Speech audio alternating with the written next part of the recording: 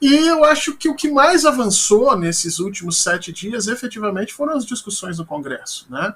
Nós esperávamos um Congresso muito mais duro de se discutir, um Congresso muito mais refratário às propostas do presidente Lula, e o que se mostrou em realidade é que, desde o primeiro momento, parece que houve um desarranjo daquela base que se percebia sólida do bolsonarismo, e esse centrão que é profundamente interessado em verbas públicas para desenvolver os seus projetos de política, percebeu que existe uma nova forma, um novo jeito de fazer política e um novo chefe na política brasileira. Então, de alguma forma, esse parlamento que parecia muito centrado e muito forte numa oposição, agora já acena com a possibilidade real de uma construção de uma base sólida de apoio a Luiz Inácio Lula da Silva. E eu acho, Conde, que essa base começa necessariamente pela pressão que está se fazendo com relação à PEC da transição. É importante cobrar desses políticos bolsonaristas aquilo que eles fizeram como política eleitoreira para tentar eleger Jair Bolsonaro, que isso agora se mantenha, que eles coloquem a sua palavra com os seus eleitores, de manter esses benefícios que foram estabelecidos e demonstrar que não era apenas um golpe eleitoral que se estava tentando ali.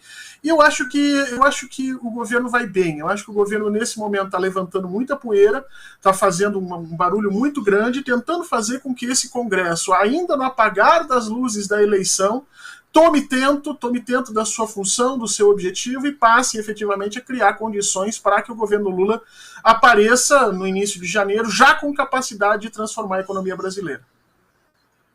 Os analistas disseram que foi uma sinuca de bico para o Congresso, porque eles aprovaram essa pauta socializante, né, dos benefícios, e não podem voltar atrás agora, justamente quando chega um vencedor que foi eleito justamente por essa bandeira, né?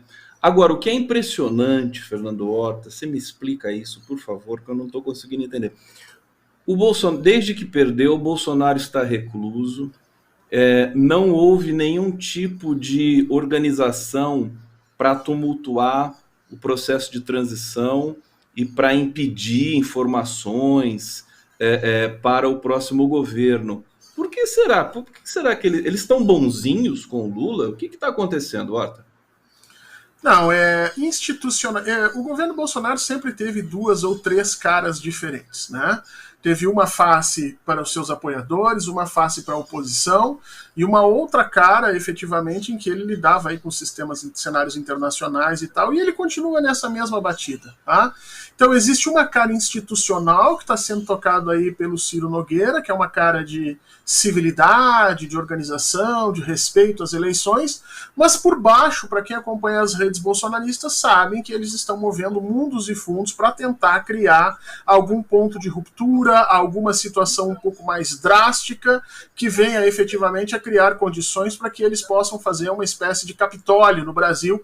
Lembra que Bolsonaro ainda tem 2 meses, 1 mês e um pouquinho ainda de governo, tem o 15 de novembro chegando aí já. Então nós já temos ainda algumas datas importantes e eles estão trabalhando por essas datas. Agora, foi que sempre característica do modo de política de Jair Bolsonaro a covardia, né? Então, durante o dia, em algum momento sendo estriônico, no dia seguinte dizendo que não, que aquilo não é verdade. E aqui é a mesma situação, são 2 caras que estão coordenando a estrutura de governo. Nós queremos ficar com essa civilizada, mas eu tenho certeza que eles estão trabalhando pela tentativa de ruptura dia e noite com o auxílio de Jair Bolsonaro. Agora, é importante a gente citar o seguinte: por que Jair Bolsonaro está tão triste, Conde?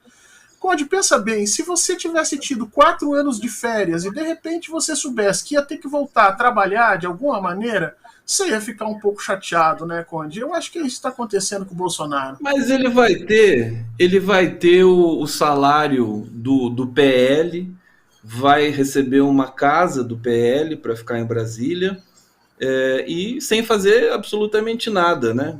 Decisivamente.